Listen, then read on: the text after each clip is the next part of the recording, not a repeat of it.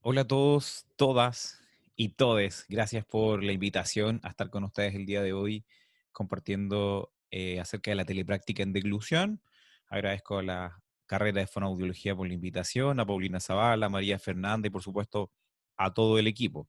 Lamentablemente no puedo estar con ustedes el día de hoy porque me encuentro desempeñando labores en mi trabajo presencial, así que preparé esta cápsula con algunas sugerencias y recomendaciones en mi experiencia de trabajo en telepráctica en deglución. Mi nombre es Patricio Saldívar, soy fonoaudiólogo, soy fundador de Gerosum, medio de comunicación y comunidad virtual enfocada en el trabajo con personas mayores. Y también soy fonoaudiólogo del equipo y estrategia de apoyo clínico domiciliario del Servicio de Salud Valparaíso San Antonio. Estoy recién utilizando esto. Bueno, en relación, ¿cierto?, a lo que estamos viviendo del COVID y el contexto de pandemia, nos encontramos con una gran restricción en nuestras atenciones, por un lado, pero por otro lado también vemos que la fonoaudiología pasa hoy día también a ser parte de la primera línea de atención y se ha visibilizado bastante el trabajo de los fonoaudiólogos específicamente en el área de deglución, así como en otras áreas que guardan completa relación con las secuelas en relación al COVID. Por ende, cierto, hoy día hay mayor derivación, hay mayor cantidad de casos, hay mayor cantidad de diagnósticos y se ha visibilizado bastante el rol del fonoaudiólogo y creo que tiene que seguir así y en consecuencia en la generación también de espacios, por supuesto, laborales. Nos encontramos, cierto, que esta enfermedad, la COVID-19, como gran consecuencia puede causar el síndrome respiratorio agudo severo, que en muchas ocasiones, ¿cierto?, requiere una intubación orotraqueal, un paso por la UCI, y muchos de los usuarios que salen de ahí pasan por el síndrome post-UCI, que dentro de las descripciones tiene alteraciones en la voz y en la deglución principalmente, desde lo fonoaudiológico, como también en otras áreas de lo cognitivo, ¿cierto? Y incluso por ahí por el equilibrio también hay bastantes afectaciones específicamente con respecto al COVID y otras complicaciones que requieren atención. O sea, nos encontramos con que todavía muchas personas están viviendo accidentes cerebrovasculares y un sinfín de otras alteraciones que requieren abordaje de la deglución. Si lo pensamos, gran parte de las personas mayores debiesen tener algún tipo de evaluación y valoración de la deglución. Y no solo tan mayores, ¿cierto? Todos aquellos que tengan la patología, por ejemplo, o que la hayan presentado. Y ahí nos preguntamos, ¿rehabilitación? ¿Cierto? ¿Qué hacemos con la rehabilitación? Es algo de lo cual tenemos que hacernos cargo. Y una de las opciones que hoy día está tomando mucha fuerza es la telepráctica como opción de rehabilitación en el área de la deglución, porque la deglución también pasa a tener un aumento en las necesidades de atención, producto, ¿cierto?, de lo que describí anteriormente. Pero ¿cómo aplicamos, ¿cierto?, telepráctica en deglución? Aquí voy a entregarles algunas recomendaciones. Lo primero que tenemos que tener en cuenta, y que me imagino que ya han visto, no es algo nuevo, porque es una práctica que se llevaba realizando desde tiempo en otros países, principalmente en Estados Unidos, donde había un desarrollo importante en cuanto a lo que es la telepráctica. Muchas veces, donde el fonoaudiólogo toma contacto con un médico de atención de salud familiar, por ejemplo, y realiza una intervención entre profesional en una atención directa con un usuario, por ejemplo. Pero también hay relatos de casos donde personas recibían sus intervenciones directamente con el fonoaudiólogo en relación a la deglución. Y la evidencia nos dice que hay muchos beneficios en relación a la telepráctica en deglución.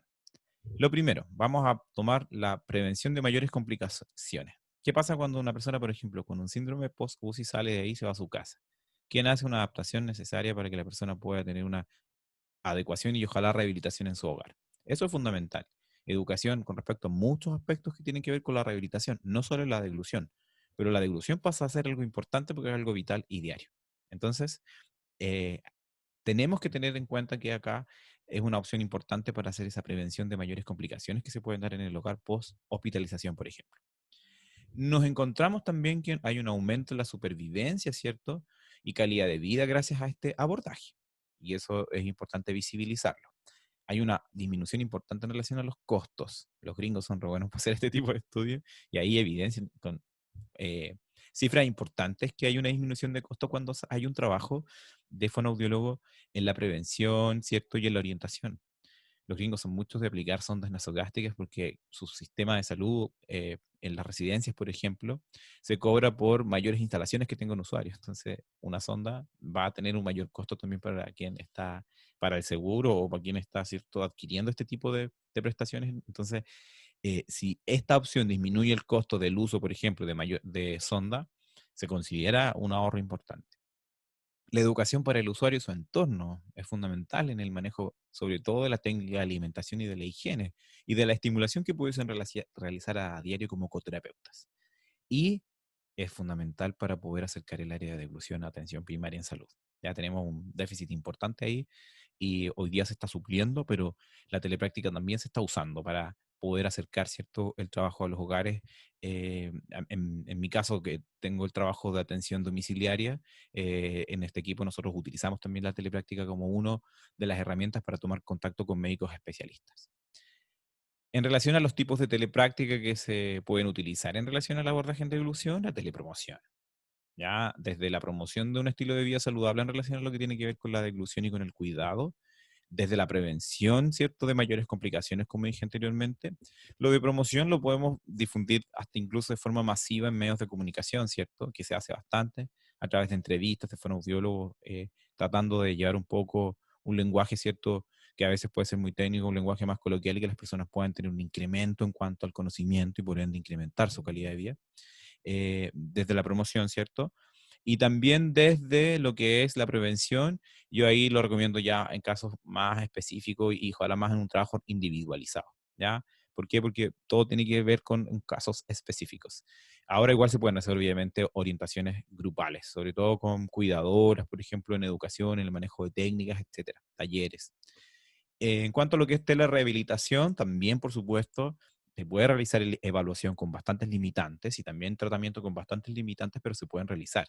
Y es bastante útil y provechoso para calidad de vida de la persona y la familia y su entorno. Y teleconsulta desde la asesoría del usuario y al coterapeuta es fundamental porque muchas veces tenemos que hacer un seguimiento constante para instaurar ciertos hábitos que la persona requiere, como por ejemplo una adecuada higiene, una adecuada técnica de alimentación. ¿Cuáles son los criterios de inclusión y exclusión? Yo creo que lo primero que puedo recomendar es que hay que adaptarse a la diversidad. ¿Ya? Adaptarse a la diversidad, primero porque en el caso específico de lo que trabajo, que es la vejez, es demasiado diversa. Entonces tenemos que adaptarnos a esa diversidad y tratar de incluir a la mayoría, ¿cierto? Y obviamente adaptarnos al uso de la tecnología. Ya nosotros tener la mayor cantidad de opciones y que podamos, que la persona pueda tomar una de esas opciones que nosotros disponemos o nosotros adaptarnos directamente a sus opciones. ¿Se requiere apoyo? Sí. Bueno, hay que tener en cuenta que sí se requiere apoyo para conexión en casos de personas sin alfabetización digital. Nos encontramos que hay una gran parte de personas mayores que no hay alfabetización digital, pero está la opción del teléfono. Y hoy día, desde muchos CEFAM, se está realizando atención y estamos realizando atención telefónica con supervisión, con preguntas, con educación, ¿cierto? Con requerimientos. Y ahí el área de inclusión, ¿cierto? Es fundamental que se pueda incluir dentro de lo que es pesquisas, por ejemplo. En casos de mayor severidad se requiere apoyo de un cuidador apto para recibir instrucciones, ¿ya? O sea, si nosotros queremos facilitar en la persona algún tipo de modificación, el cuidador tiene que estar apto para seguir estas instrucciones. El nivel de conciencia del usuario igual hay que tenerlo en cuenta, aunque eso no significa que no podamos dar indicaciones de trabajo con paciente no colaborador, ¿cierto? O comatoso. Entonces, creo que igual es algo que hay que tener en cuenta siempre, por supuesto, para decidir qué tipo de intervención se va a realizar. Y también la tolerancia a la aplicación de los estímulos, porque no tenemos muchas referencias con respecto, ¿cierto? Entonces tenemos que tratar de buscar que el cuidador nos entregue la mayor cantidad de información, pero a veces eso no es tan fiable. ¿Ya? Entonces hay que tener mucho cuidado con la aplicación de estímulos con los cuales vamos a trabajar, sobre todo cuando nos encontramos con casos de personas que, por ejemplo, están con reflejos patológicos, mordidas tónicas, etcétera. Es más difícil ahí el abordaje a través de un coterapeuta. Por lo general, lo que vamos a abordar con el coterapeuta tiene que ver mucho con la educación y con la estimulación de integración sensorial. ¿Qué herramientas? Lo primero que se recomienda siempre es una adecuada iluminación, principalmente porque nosotros también vamos a hacer uso muchas veces de nuestras expresiones, tanto para que pueda la persona realizar algún tipo de ejercicio, o le vamos a indicar, por ejemplo, al cuidador la realización de algún ejercicio en la zona facial o incluso intraoral podríamos indicar. Eh, Es importante tener una adecuada calidad de sonido, ¿cierto? Para entregar adecuadamente, ¿cierto? El mensaje, con un adecuado micrófono. Si queremos usar algún tipo de video, ojalá tener algún tipo de, ¿cierto? De mesa de sonido, interfaz, lo mismo por el micrófono. Audífonos, súper importante porque tenemos que tratar de captar la voz bien de la persona en relación, por ejemplo, a después de que trague, ¿cierto? O a cualquier modificación que se pueda presentar, tos, carraspera, etcétera. O características incluso de la respiración. Por eso se recomienda tener algún tipo de audífono. Y calidad, por supuesto, también en la cámara. Es fundamental. En cuanto a los software, en relación a videollamadas, plataformas sugeridas, Zoom, porque la verdad es que es una de las más conocidas. FaceTime, si tiene la posibilidad, el terapeuta y el usuario también, por supuesto, se puede usar. Eh, WhatsApp es algo que se ocupa bastante. ¿Ya? De preferencia, la gente dice, prefiero que me haga una videollamada por teléfono que por el computador. Cuidadores, por ejemplo. Entonces tenemos que nosotros adaptarnos a eso. Ahí se nos van algunos elementos importantes. Pero el teléfono lo podemos conectar igual a un audífono que tenga algún micrófono y nosotros escuchar mejor. Yo recomiendo mucho el tema de la llamada. Red fija, obviamente, muchas personas utilizan todavía red fija en los registros de salud. Están, la mayoría que tiene lo registra. Celular también. En el caso de personas mayores, recomendaba, por ejemplo, el tema de red fija, porque muchos de ellos no están dentro de lo que es brecha, o sea, dentro de lo que es inclusión digital. Por ende, la llamada telefónica, ahora, obvio, tiene sus limitantes importantes, pero es una opción, sobre todo para tener algún tipo de control o de pesquisa, ¿ya? Creo que también es importante visibilizar que a través de estas llamadas nosotros podemos determinar que se necesita una atención quizás presencial.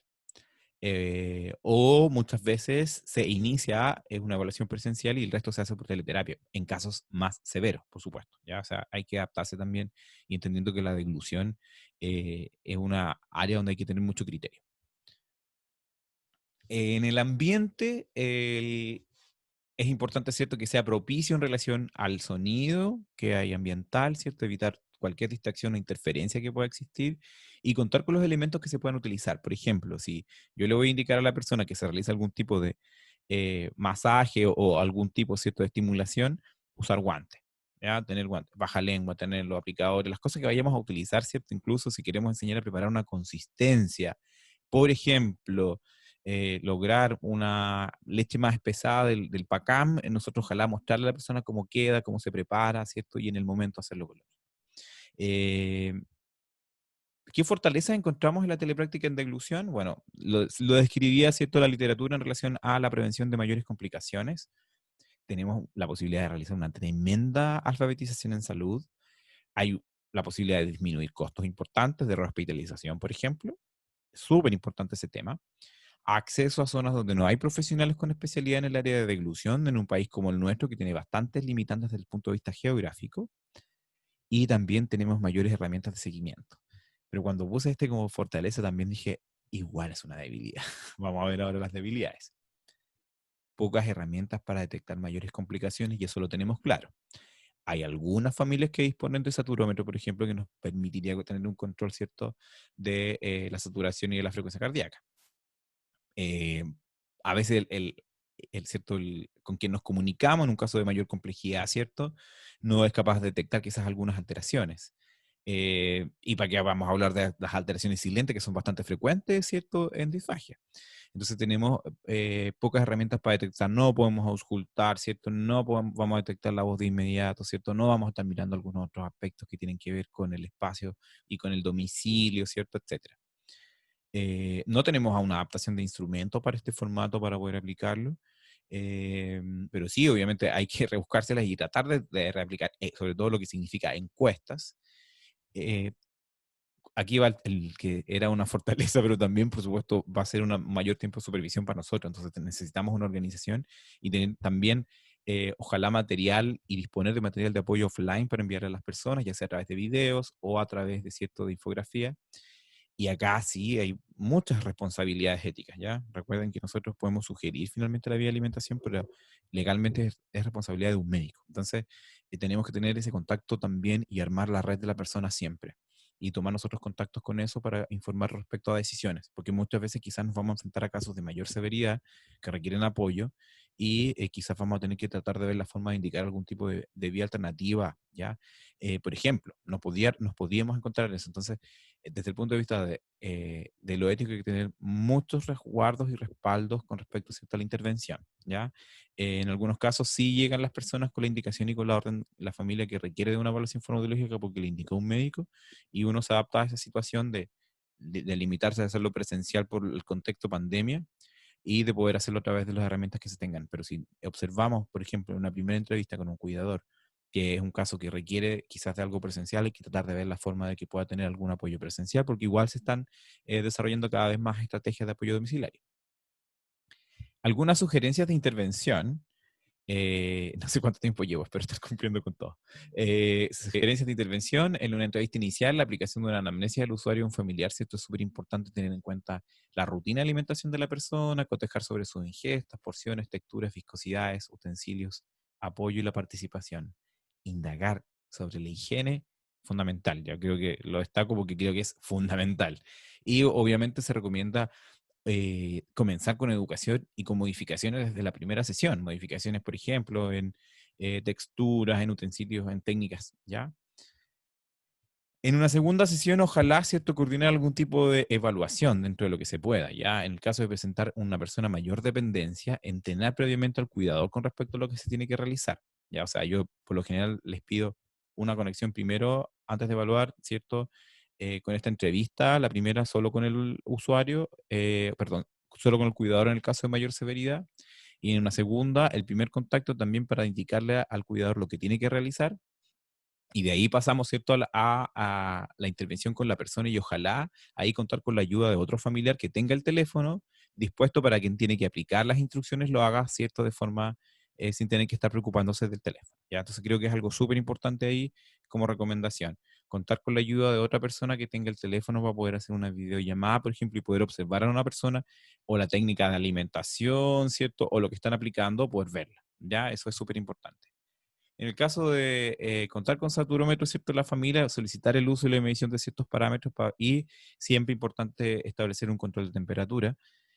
Cuidar la comunicación y considerar siempre al usuario, ¿cierto? El saludo y esas cosas, aunque estemos en contexto de videollamadas, tienen que estar presentes también. No nos olvidemos.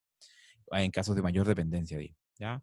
En los otros es obvio. En una tercera sesión, ¿cierto? Dedicado, ojalá, exclusivamente al cuidador o a la persona, ¿cierto? A la educación en cuanto a cómo es la dinámica de la deglución, a las técnicas de alimentación, a la correcta técnica de higiene y si es necesario en relación a la preparación de consistencias y viscosidades. Educación, ya, educación.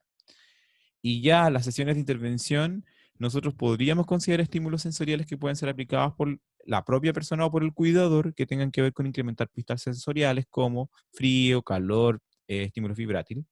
Considerar el entrenamiento constante, ¿cierto? Que lo tiene que realizar sí o sí el coterapeuta. Nosotros vamos a trabajar incluso 2 o 3 veces a la semana, o podemos ir todos los días, pero hay que realizarlos varias veces en el día. Por eso tenemos que entrenar. Y eso hacia allá nos tenemos que enfocar. Estoy hablando obvio de los casos de mayor severidad. O si la persona los puede realizar en sí mismo, mejor aún. Solicitar registros de ejecución de los ejercicios para supervisar. Yo muchas veces les pido a las personas, ya, muéstrame un video cómo está haciendo la alimentación, cómo está haciendo la higiene, que alguien lo grabe, sin el estrés de que esté yo mirando ahí. Porque igual la familia muchas veces se estresa, piensa que están haciendo las cosas mal, porque en realidad la están haciendo a veces mal, pero es importante tener sutileza con eso también, ¿ya? Entonces, yo por eso les mando videos de cómo tienen que realizarlo y también les pido que ellos manden videos de registros para poder supervisarlo y poder corregir algunas cosas. ¿Cuáles son los desafíos? Creo que es importante trabajar en el desarrollo de protocolos ya, demostrar con datos empíricos la efectividad terapéutica. Ahí hay desafíos igual, pero sí podemos tener evidencia. De hecho, yo he visto personas que han cambiado considerablemente en la interacción después de tener este tipo de estimulación, ¿ya? Es evidente. La creación de materiales y recursos extras ya es un desafío igual importante. Yo les recomiendo hacer como tipos, ya, de así es la higiene y todo, tenerlos en YouTube y se pueden incluso tener solamente para que lo pueda ver la persona con el link y enviárselo. Y que lo pueda ver, ¿cierto?, en su teléfono. Y la supervisión constante, eso es fundamental, ¿ya? Nos enfrentamos a un área que igual es compleja. y ojalá trabajar en red. Así que cuenten con la red que nosotros también tenemos establecida desde GeroZoom. Los invito para que nos puedan visitar, ahí también nos pueden contactar cuando hay dudas con respecto a este tipo de situaciones o casos. Nosotros estamos realizando un trabajo de intervención que ya ha sido presentado en esta jornada, así que también les agradezco por lo mismo. Mi correo patricio.saldiver@upla.cl, ahí nos podemos comunicar y espero que haya sido un aporte esta intervención en esta jornada. Les mando un gran saludo.